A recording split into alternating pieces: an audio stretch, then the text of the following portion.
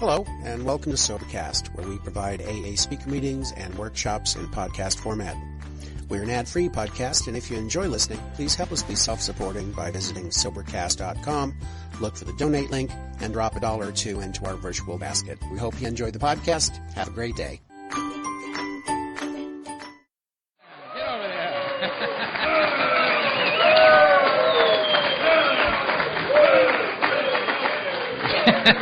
Sit down. Bunch of heathens. I'm Earl. I'm an alcoholic. Hi, everybody. Good morning. And thank you, Don, for last night as well as this morning. You got the gift, man. It's a great thing that you share with us the way that you do. It's inspiring. Thank you very much. And I'm looking forward to,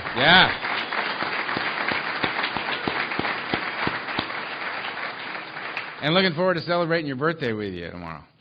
Okay? We have to go on a watch tonight. We all got to, keep an eye on him now. He's given us a glimpse of what goes on in there. We need to keep an eye on him. So we can get him to that 25 and we can all breathe a little relief there, a little sigh of relief. What am I going to talk about? I was walking over here with a bunch of ne'er-do-wells. And they said, "What are you going to talk about?" And I said, "I don't know. I don't know." And I said, "What do you guys want me to talk about?" And there were a couple of highly inappropriate suggestions.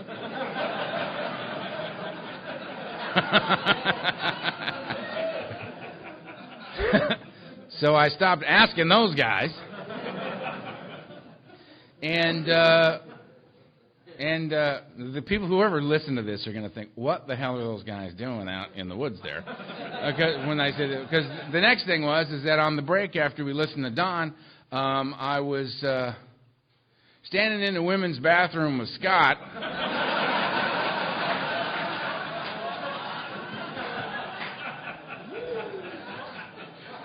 And he said, we got guys from the treatment centers, we got a few guys, and we got a few guys under 30 days. We got, a good slice of the community we have here this weekend are people that are new to the game. And Clark's here. Clark's got 53 days, right? And I was talking to Clark immediately following talking to Scott. And I thought, okay, I know what I'm going to talk about for the newcomer. It says in the big book of Alcoholics Anonymous that ours is a code. Love and tolerance toward others is our code. Love and tolerance towards others. And I got to tell you, I had not given others a single thought for a long time before I got here. And when exposed to the idea, or some of the concepts that are afoot here, like getting out of self, service to others, these ideas were intriguing as a faraway concept of something I might want to think about. But the thought of actually doing something like this was completely foreign to me. I remained in the capsulization of my illness. I was self-centered and afraid when I got here. My tools for living had been taken from me. My tools for living were drugs, alcohol, violence, and run. Those were my tools. And when I got here, I couldn't drink or use anymore. I couldn't fight. I didn't have another fight left in me. And I had nowhere to run. This is the last house on the block. And what was I going to do? When knowing in my heart of hearts that I no more play, man. There was no more play in the rope. My way of doing things had been beaten to death. I had no way to be in the world. And I didn't know how to do the simplest of things. And my first thought that followed that was, and I can't let you know that. I can't let you know. I mean, If I told you, I knew when I was new, if I told you who I am, who I really am, if I told you the things that I've done, you'll ask me to leave because you look like reasonable people, and that's what reasonable people would do. I was so ashamed. I suffered from a thing they refer to as survivor's guilt, in that being in a plane crash and everybody dies but me, and I'm thinking I don't have a right to be alive. Forget, be happy, enjoy my life. I don't have a right to be here. I had such a self-loathing going on. I would wake up in the mirror and say things to myself that have been suggested to me we don't say here on this weekend. There's no profanity here. But let's just say I wasn't being nice to myself. I had a very low opinion of myself. There was a lot of hatred and self-loathing going on. And I'm sitting in the back of meetings hating myself and with the understanding that I've got somehow have to fight for my life at the same time. To feel like I don't have a right to be here, but be put in a position to have to fight for my life. It's a very strange conflict to find oneself in. And to feel that everything about my life, my society, my culture, says that a man like me, I don't tell you the truth about how I'm feeling. When, where I come from, men, we talk about our wallets and our genitals, and we lie about both.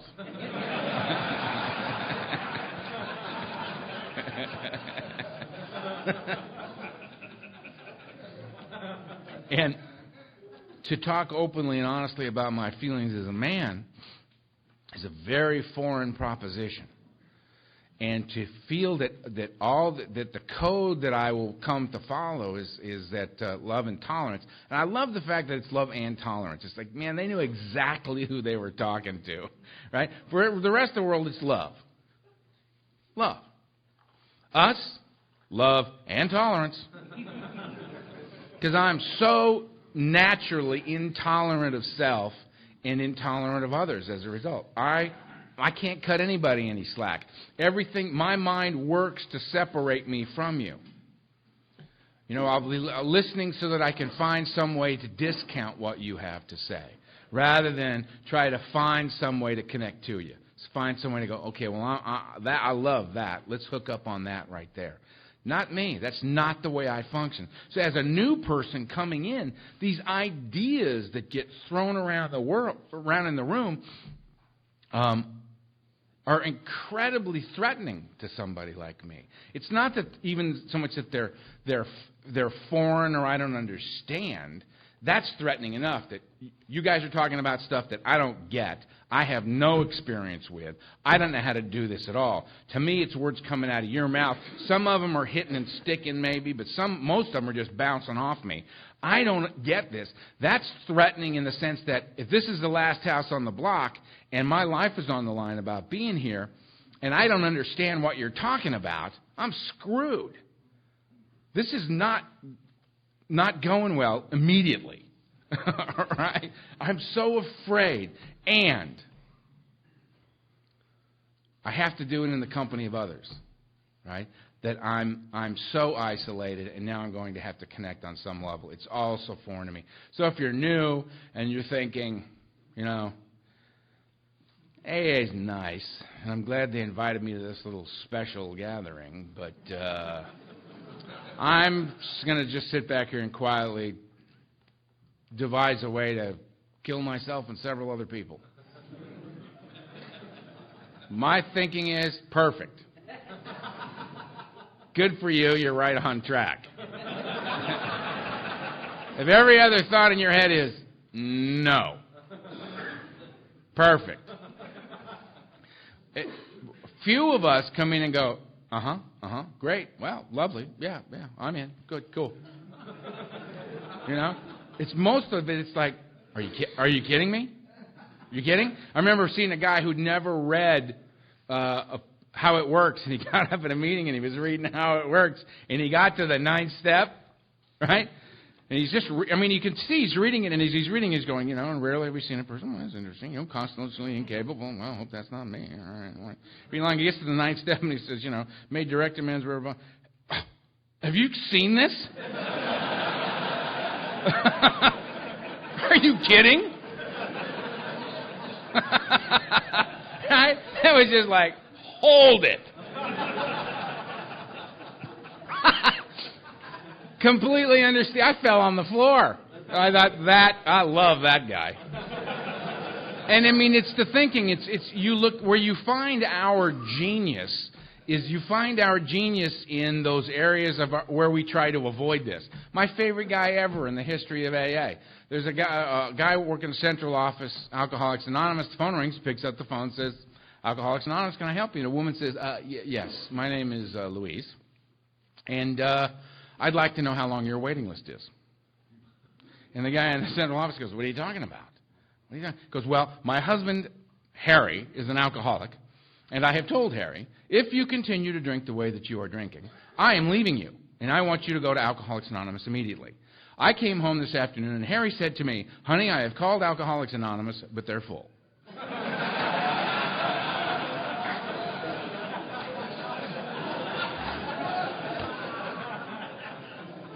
However, I am on the waiting list, and I'll let you know as soon as there's an opening.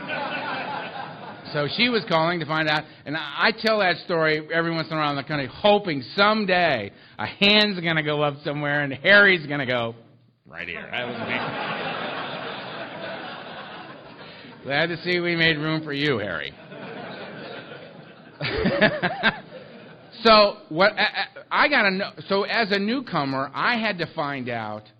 Just give me the basics. Give it to me real simple. Give me the basics. Don't offer me too many ways of looking at it. Just give me Earl, go meeting, go home, you know? Get it really simple, because there's already way too much going on in here, you know? I mean, it's just crazy, the thoughts that roll through my head nonstop, and it doesn't take anything to trigger them. Just, you know, something shiny in the corner of my eye, you know, just, you know, and I...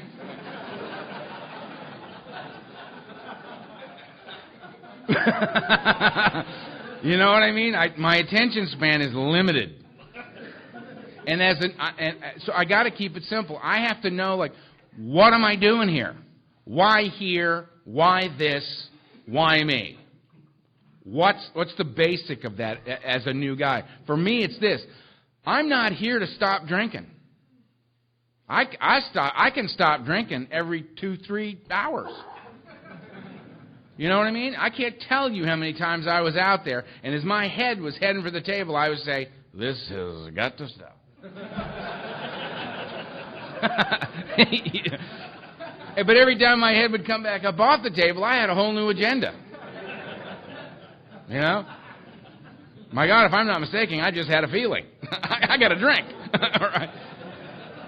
Get that to go away. You know? So I can stop drinking. I'm great at that. Let's stop drinking right now. I can do it. But that's not the goal here for me. The goal here is not to stop drinking. The goal here is, how do I not start again? How do I not start again? That's the trick for me. I always start again. How do I not start again? And the only way I've found for me to not start again is I've got to get comfortable sober. I've got to find a way to get comfortable sober. And the only way I can get comfortable sober is to be relieved of the obsessive nature of my mind, my thinking as it relates to my alcoholism, that the persistence of this illusion, this belief in a lie that I can drink like a normal man is astonishing. Many of us pursue it to the gates of insanity and death. I talked about that last night. That's the thing that I have to focus on for myself as a newcomer, is that I want to learn how to stay stopped. I want to find the tools that make it possible for me to be comfortable sober, because I am not. With the obsession of the mind in full effect, having kicked alcohol and drugs, which as a practicing alcoholic, right, I'm out there drinking and using. The thing that I fear the most is the kick, the detox. I think I drank for 2 years just to avoid it. Not because I was having any fun drinking, but just that I was convinced, however bad it was out there drinking and using, detoxing was worse, right? So I end up and I detox. Now, it's my nature, after I've detoxed, to think, well, things have improved tremendously. And I noticed that going into treatment centers and talking. I ask them a question. They'll be sitting in there, they're in treatment, and I'll say, okay, how many people in this treatment facility have been in here over a week?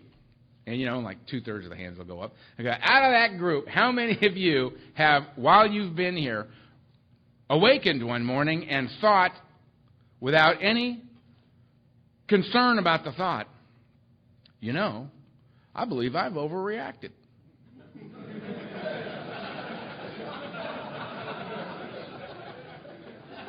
I feel great. I feel much better. Getting a little sleep again, able to hold down food, body functions are returning to normal. I'm on the mend. I feel good. Holding the hand up, it's barely shaking at all. I'm doing fantastic, right? As a matter of fact, that guy told me his name was Fred yesterday, and I remember it today. I'm good to go, right?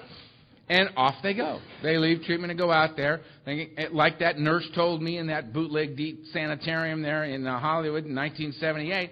She said, now, armed with this self-knowledge that you're an alcoholic, you go out there and don't drink anymore no matter what, Earl.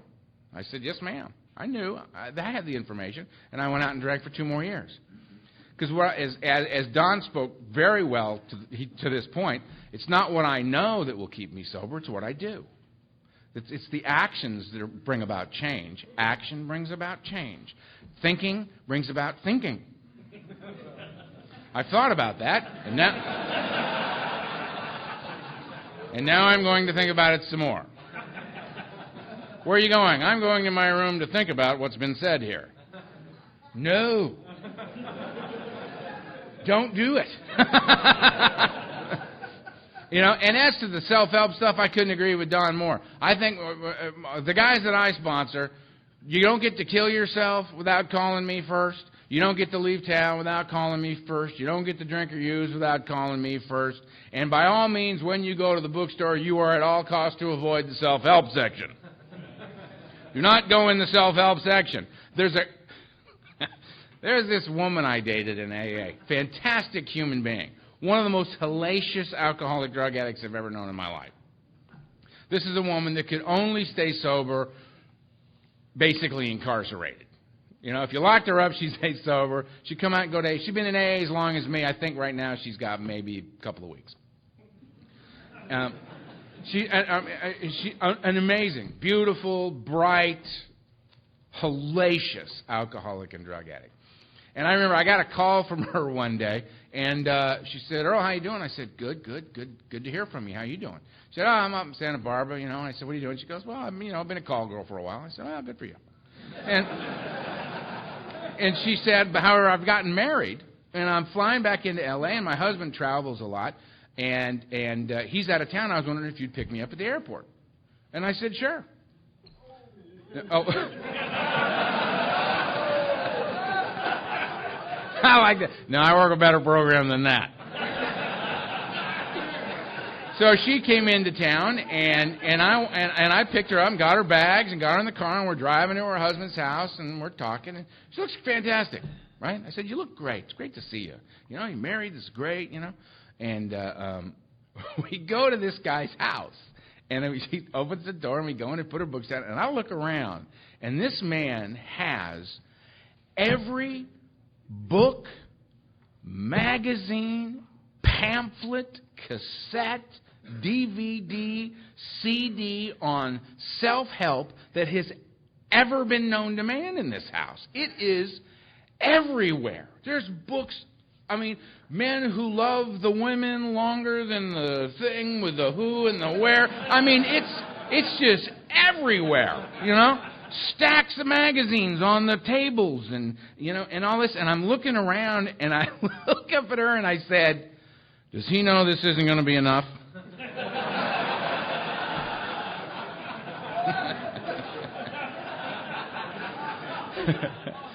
He can read all the self-help books he wants. He married a practicing alcoholic. Good luck with that. So the self-help stuff, no. No thinking about this. Got to take action. Action brings about change. I am looking for change. I'm a self-centered, frightened alcoholic. I need to take actions that are contrary to those that I've been taking. If I don't like what I'm getting, I need to stop doing what I'm doing that's getting me that. It's real simple. I need to move in a different direction. As a guy like me who comes here destroyed, if I could articulate it when I knew, I would have said to my sponsor that I got only because they said get one. All right, that guy, he's insane, and I get it. I got a vicious sponsor. I didn't know it. God shot for me that I picked the one I picked because my picker was broken. I said, well, that guy, I love that guy. Why? Well, he's nuts. That guy's the only guy I've ever met. Been in the nut house 23 times. Only guy I've ever met has been evicted from the nut house. They told the late, great Donald Madden, get out. You go. You can't stay here any longer. You got to go, leave now, or you're going to be one of the ones that never leaves. And they spit him out into AA, and he was waiting there for me when I showed up. They said, what, Donald, I would have said to Donald, I'd love to suggest to you what, I hear I'm going to take this contrary action over here, but I'm so stuck in what I've always done, I don't know what a contrary action is.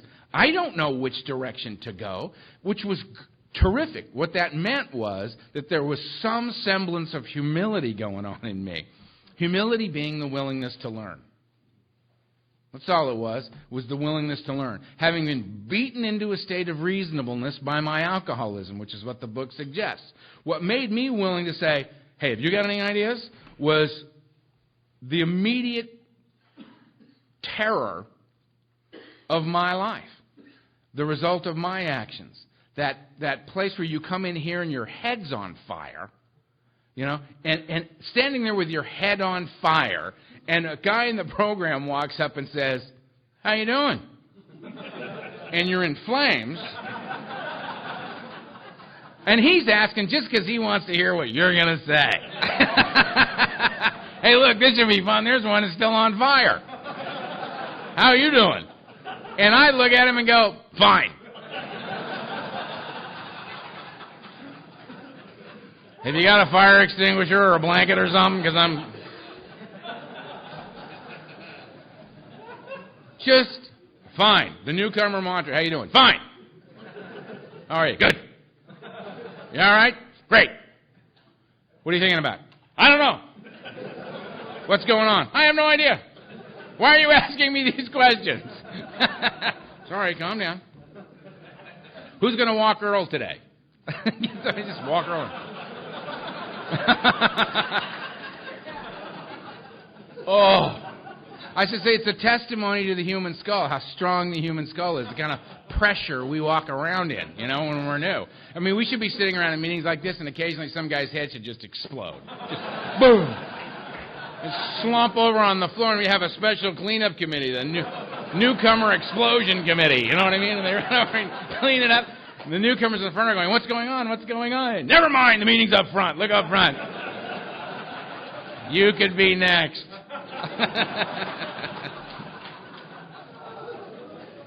Because it's just pandemonium in there, which is why it's so beautiful that the program is such a simple thing. It is a program of action, how it works. Don talked about go to the text, and it will tell you precisely what to do, that there's an order to this. There is a rhyme. There is a reason. There is a rhythm to this.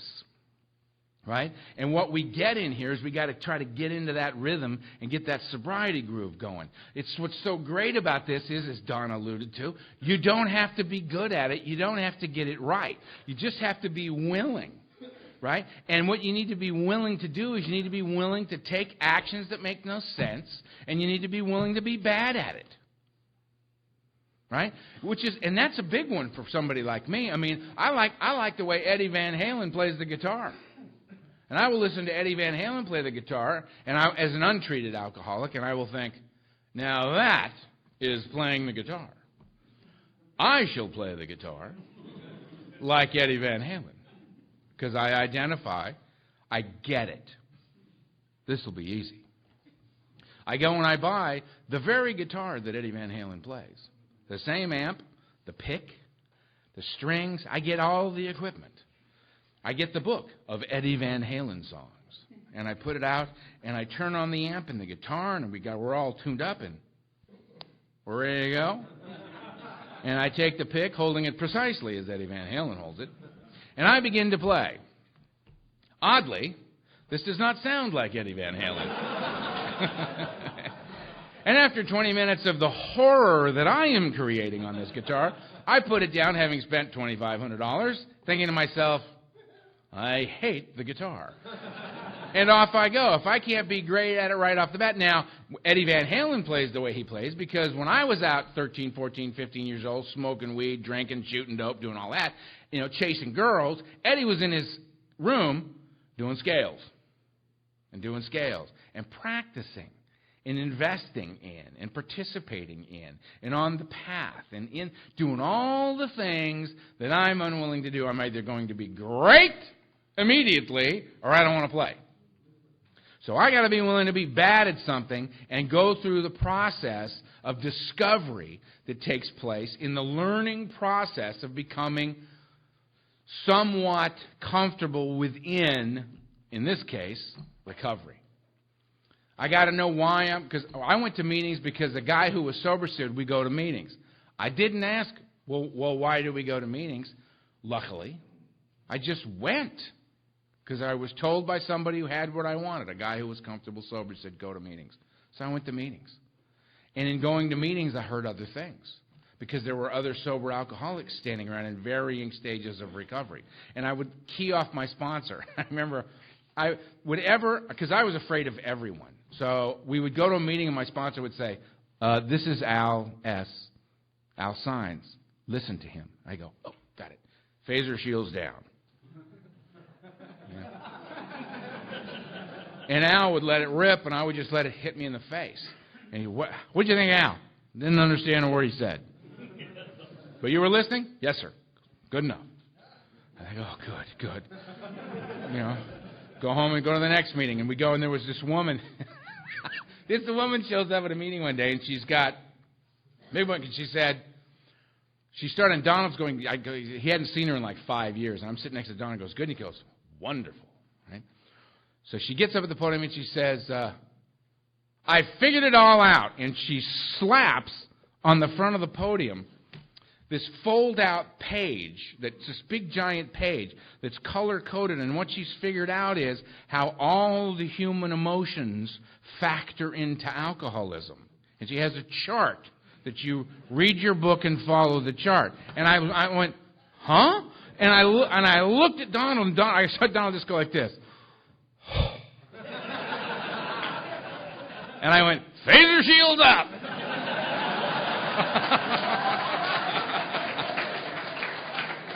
I ain't listening to that.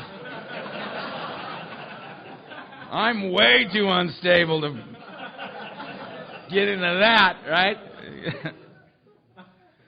Next time somebody asks me how I feel, I'll say, I'm happy, sad, connected to page 47, and it goes on, as also evidenced by page 93. What does that mean? I don't know. No. It's like there were some guys that were running around in my neck of the woods. They were sponsoring everybody. They were all like 3 and 4 years sober, and they had gone insane in AA. And they were sponsoring everybody. And they came up to me one day and said, Earl, we've torn page 449 out of all our guys' books. I said, really? Me being Dr. Paul being a hero of mine, and that's one of the pages in his story. I went, really? Torn page 449 of the book. Yeah, this acceptance thing, bad idea. Tore it out of the book. What do you think of that? And I said, well, I can't thank you enough. At this point, for probably 75 years now, we've been at terrible risk and did not know it. And I can't tell you how grateful I am that you two have come along just in time to save us from ourselves. And it just went on and on and on, and they finally got it. It's like, okay, we get it. Staple 449 back in the books, right? Yeah, why don't you do that?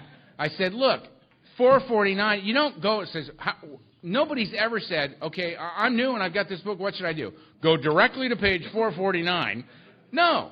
How about there's 448 pages before that? And if you do all that in order, by the time you get there, oddly enough, that makes a lot of sense. Makes a lot of sense. Having worked all 12 steps as outlined in the program, having done this stuff, having gone to the wives afterward, having gone to the family afterward. By the way, the family afterward for me is this. This is the family afterward for me.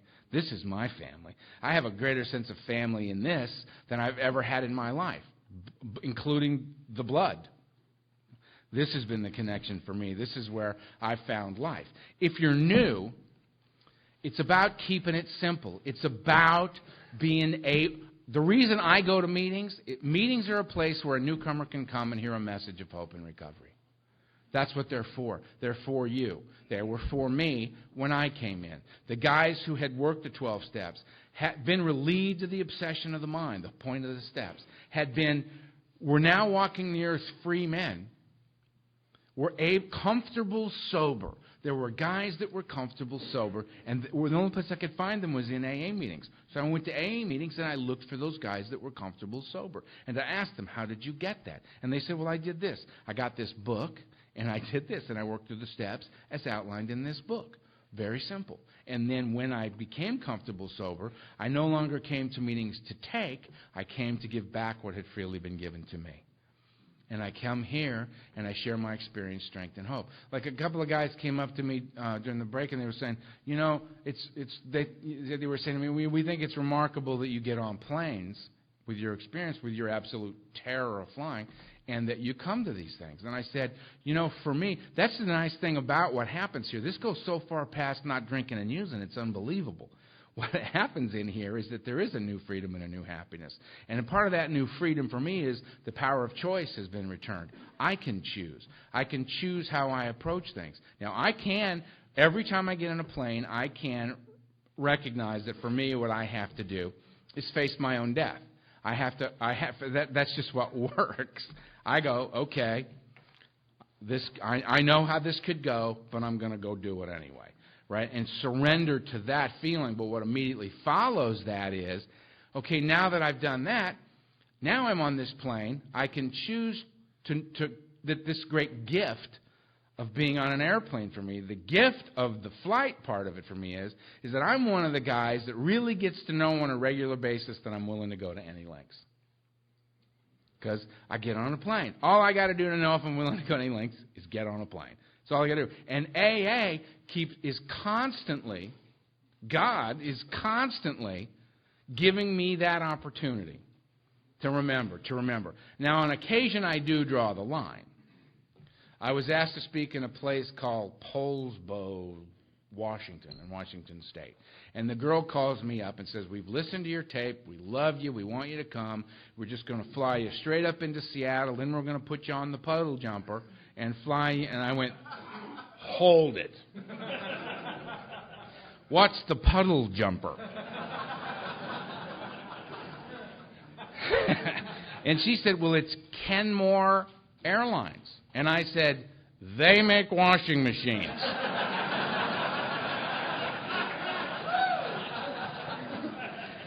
I said, I will be happy to fly to Seattle, but if you'll just tell me how far a drive it is, I'll be happy to rent a car at my expense and drive from Seattle to Poulsbo, because really got to pass on the flying washing machine. That's pushing it too far for me.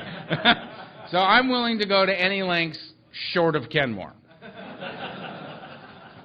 I still got that to go. Who knows? Maybe. When I was new, I used to think, well, what I need to do is parachute out of an airplane. That'll help. And my sponsor, when he was through laughing, said, love the things that come out of your head.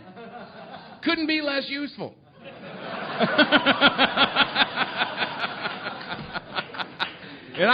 What do you mean by it, right? I mean, it was just the best. I mean, and having a sponsor, getting the guy in the meeting, go to a meeting, go to a regular meeting regularly. Because you can remain anonymous in AA, and we don't want to do that. Point well taken, Don. No need to be anonymous here, according to those guys. Earl Hightower. You know, you want to be able to find each other. Check up on each other. See how the other man is doing.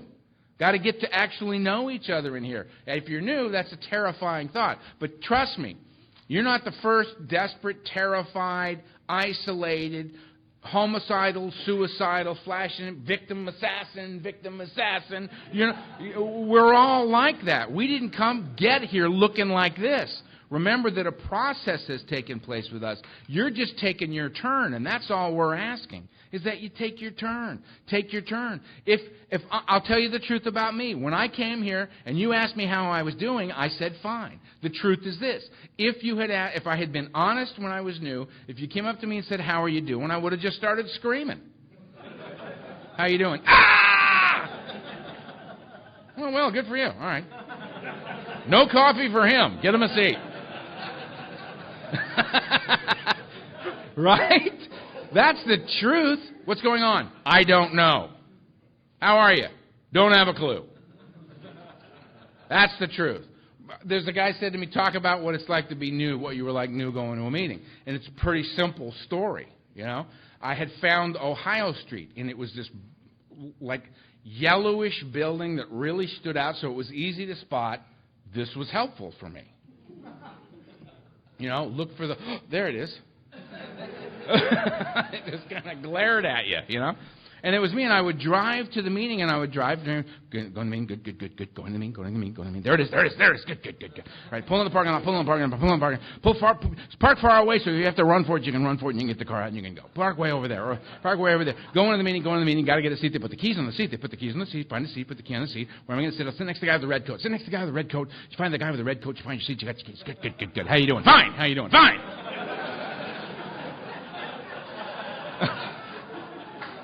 Sitting in the seat, good. I'm at an AA meeting, good. Start the meeting. And all the time I'm looking like every other guy in the meeting, you know, fitting right in, but just crazy. I mean, you're just so scared because you know.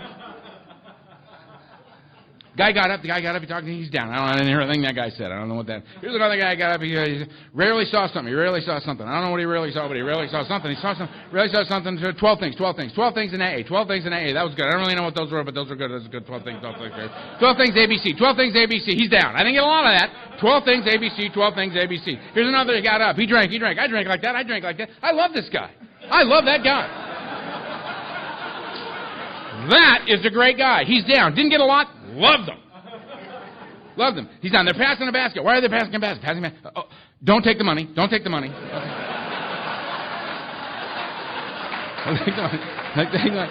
good. Didn't take the money. Okay, they're all up. We're up. What are we doing? We're going outside. We're smoking. I smoke. We'll smoke. How you doing? Fine. How you doing? I'm fine. They're ringing a bell. We're going in. Okay, finally got red coat. Where's the guy with the red coat? Ready. How you doing? Fine. Hey, back off. All right. I'm in the seat. I'm good. Another guy is reading 12 things. Those are not the same 12 things. 24 things ABC. He's down. Didn't get a lot of that either. Here's another guy. I drank like that. Hell with that other guy. This guy's amazing. I love that guy. I drank like that. Unbelievable. I felt like that. That's how I feel. How does that guy know how I feel? That guy's reading my mail. It's like there's no defense against you people. You're just in, you know what's going on. This is the strangest feeling. What is this feeling? I don't know what this feeling is. What is this feeling? This is creepy. You're like voodoo people. What is going on? He's down. I'm not so sure I want to talk to that guy. That was way too close, man. That was way too close. We're up. They've got me. We're saying a prayer. I know this prayer. Lord, yeah, blah, blah, blah, blah. Walk out, and guys would say to me, how was the meeting? It's great. And I'd go home. I'd cry all the way home in my car. I don't know what's going on. What are these people doing? I don't understand. And I would just pace in my little room. It was like really the size of a cell. And I would just pace in my little room, get my hour's sleep, get up, go to work, and I would go back to one of those meetings and just go, all right, let's try it again. Now, you think of that guy and you think, that guy doesn't have a chance. That guy's not getting it. He can't even track information. He's so busy thinking about his stuff, him, his perception, how he's feeling, how this is affecting, he can't get out of himself. That guy's doomed. There's no way that guy is ever going to be able to consistently take contrary action long enough to enter into what would even remotely resemble the state of grace that I consider recovery to be. There's no way that guy's getting there. And here I am, 25 years later, and I've never left you. And that's how I started. So crippled, so incapable of love towards self or others, or tolerance towards self or others, on any level. Forget having it as a code of how I live my life. Forget. And in 25 years, all the way through, it's gotten closer. When I turned 5 years sober and had my first AA birthday party at the late Stephen Arrow's house, and we had a party for my 5 years. I got the nickel, man. It wasn't, it was like, I got 5, right? And I was so excited, and I knew people, and people were coming to a party for me to celebrate that I was sober, that they cared about me, and this horrible thing had happened along the way. They actually knew who I was. They'd removed the cocoon somehow. AA had picked my pocket like a thief in the night somewhere along the way, and the line between self and other had been blurred, and connection of a meaningful, purposeful level had occurred.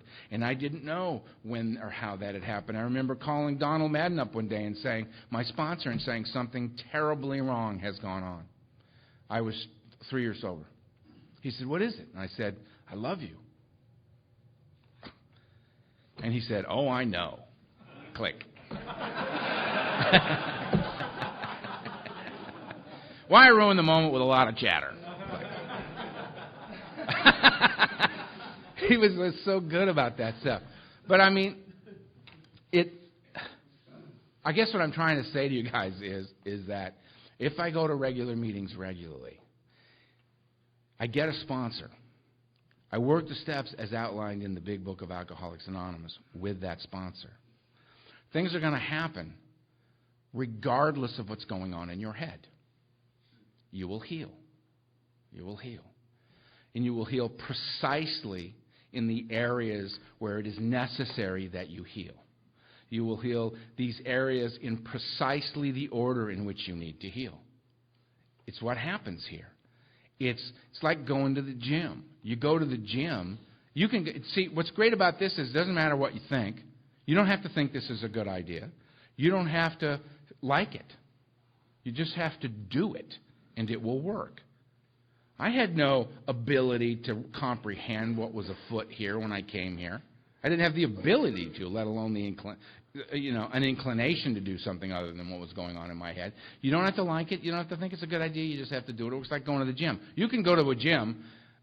Gym is a place where there are lots of very heavy things laying around. That's what a gym is. And you can go in there and go, this is ridiculous. This will never work. I hate it. As you are picking up heavy things, what you do in the gym is you pick the heavy thing up, then you put it back down again. And repeat. That's all the gym is. So you're in there and you're picking up heavy things and putting them down again. You think, this is stupid. I hate it. It'll never work. You go in there every day for 6 weeks, what happens? Get stronger. Doesn't matter what you think. Doesn't matter how you feel about it. You do it, it works. This is the same thing. If you go to regular meetings regularly, my favorite share ever in a meeting was a guy named Bob. Went to a noon meeting. I had an easy day going, slid into a noon meeting, and never been there. I'd heard about it, slid in. Guy I knew was leading the meeting. And it was one of those meetings where participation meetings where you don't raise your hand. Guy goes, you, share, you. Just calling on people, right? So you're at risk the whole time you're in there, all right?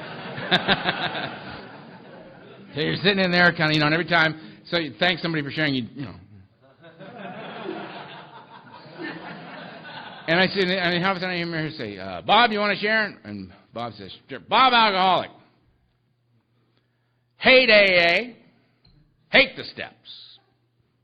Hate this meeting. You over there. Particularly hate you. Hate you.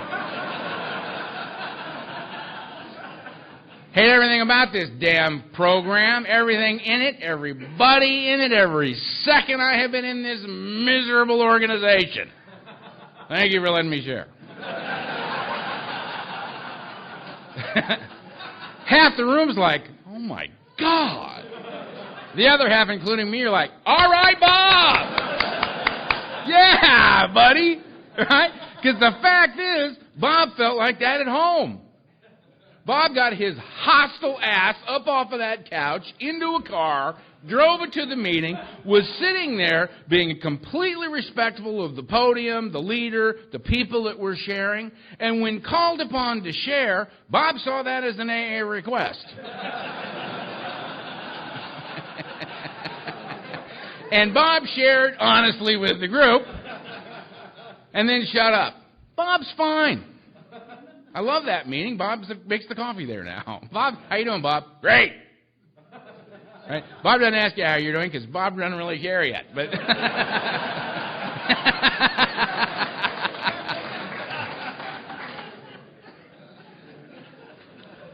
but he's doing great, man. I mean, it's like that. It's not, I walked the 12 golden steps of Alcoholics Anonymous, and I've never had a bad day since. There are guys that profess that. I say, God bless them. That's terrific. Sounds more like a psychotic break to me. Because me, it's life on life terms. I hear things all the time I don't want to hear, like, no.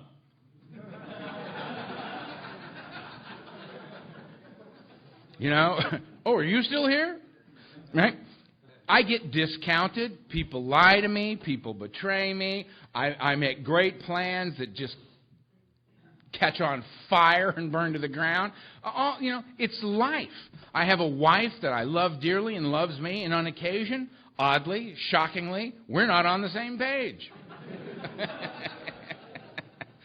She will walk in and say things to me, and I will think, where have you been?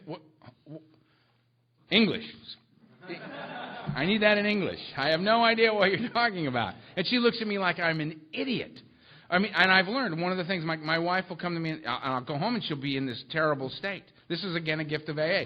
Sounds like it has nothing to do with recovery, but it has everything to do with it. My wife, I walk in the room, and my wife says, she's obviously upset, and I go, honey, what's wrong? And she says, well, this, and this. And I think, this is fantastic. I am listening. I can't tell you how many times I have heard, you're not listening. I'm listening now, and I am on this one. I have heard what the problem is, and I have a solution. And I am now going to give her the gift of this solution to her problem. Oh, yes. Oh, yes. And she's going to immediately recognize, one, that I clearly love her madly. That her problems are my problems. That I am here for her. I am listening. I am problem solving, and we are going to work through this as a couple. Through this problem to her delight. I mean, I'm golden on so many levels here, I can't believe it. I then lay this gem on her, and she looks at me and goes, idiot, and walks out of the room. I have since learned what you do in this situation is you listen carefully, and as soon as she's done, and you ask, by the way, is that it? Because if you step in too early, not good. Step back out. That's everything? Yeah. And I go over and I give her a hug and I tell her I love her. And if she needs or wants my help in any way, I'm there for her. All she's got to do is ask. And then I quietly, slowly back out of the room.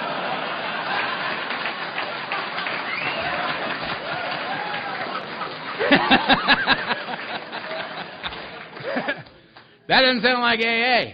Oh, yes, it is. Yes, it is. It's being in the company of sane men. It's being in the company of men who remember what day it is, who have an actual history. I didn't have a history with anyone or anything when I got here. I have it now because we've all been awake and conscious together through a process of life. That's what you get here. The book says that this is a book that describes precisely how we have recovered from a seemingly hopeless state of mind and body. I came in here seemingly hopeless. And obviously not. Still here, still sober, comfortable sober, reveling in the path. If you're new, it's footwork. It's just one foot in front of the other. It's chop the wood and carry the water of AA. Just go to a meeting. When's a good time to go to a meeting? When you want to go and when you don't want to go. Those are both great times to go to meetings. So you go to regular meetings regularly, get a sponsor to work the steps with you. When you have the awakening that Step 12 suggests that we have as a direct result of working these steps, restored to sanity, soundness of mind, relieved of the obsession to drink and use, walk in the earth a free man, I can now be of service, the third side of the triangle. Unity is the body, I bring it here. Recoveries of the mind, to get relieved of the greater aspect of my illness, the obsession of the mind, I work the 12 steps. Having had an awakening as a result of that, I can come to meetings now and be of service. The biggest buzz I have ever known. I mean, it's a great thing to get free of the beast, man. It's huge for a slave to alcohol and drugs like me.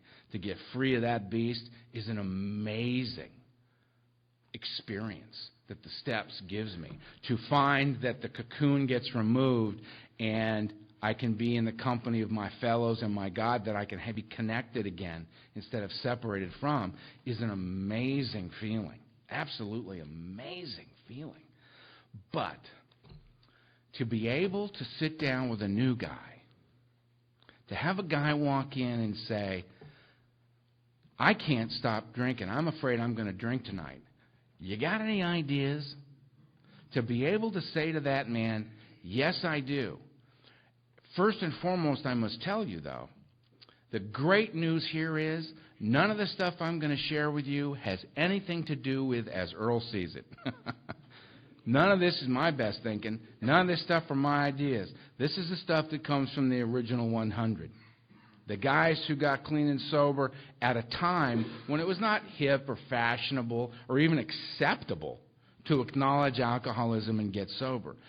These were guys, and if you read the forewords to the book, these were guys, 75% of them came to know long-term sobriety. It actually goes beyond that.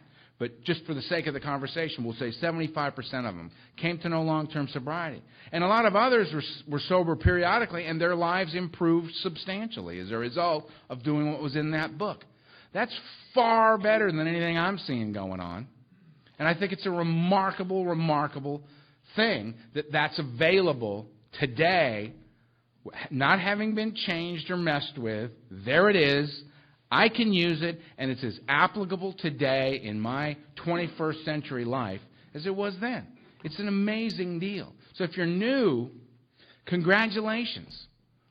This is beyond anything you could imagine. That's the nature of it. And that's true for every single one of us that comes in. Nobody comes into AA, embraces the spiritual path, and instantly goes, oh, I understand. And that there is no pop of consciousness from that point on.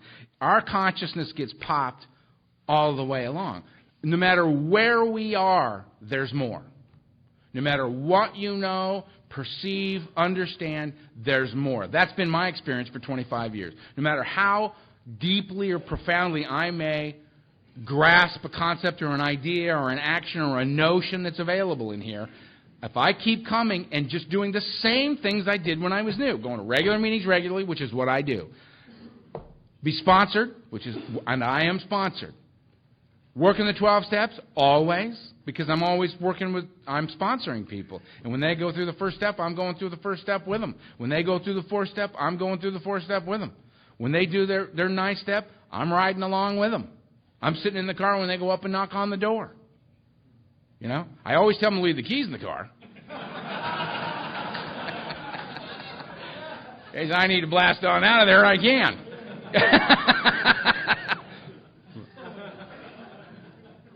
That's what I do. And it gets deeper and deeper and deeper. There's worlds within worlds here. This is go as deep as you want to go. That's the beautiful thing about this. You're not going to run out of buzz. It's the exact opposite of drinking and using. Drinking and using, the best buzz I ever got was right up front. Right? I chased the tail of that dragon for 16 years on a daily basis.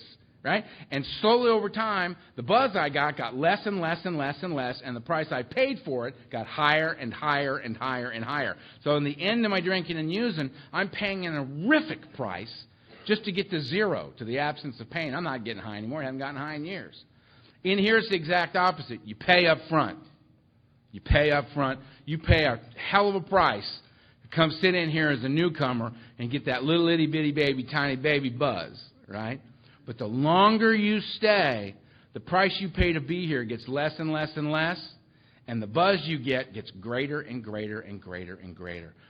That's good news for a guy like me. That means all I got to do is what I did in the beginning today, and the buzz I get from it will be greater than it's ever been. If I can get between those.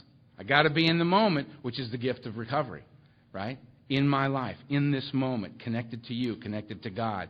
Some sense of being right-sized. Don talked about, we're egomaniacs with inferiority complexes. Absolutely correct. What this process does is slowly bring those two aspects of self closer and closer together so that I can become right-sized, that I can become centered. I can have purpose and value in my life that extends far beyond my miserable self. It's out into the world, purpose and value. That's a hell of a gift. And all I got to do, work the steps, go to meetings, get a sponsor, work the steps, and give it back away. That's all I got to do. All I got to do. The end.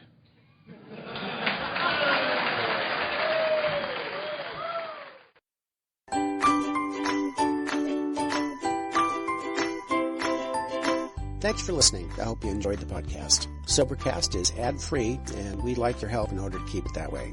So if you'd like to help us be self-supporting by pledging $1 or $2 a month, visit Sobercast.com and look for the donate links. Thank you very much.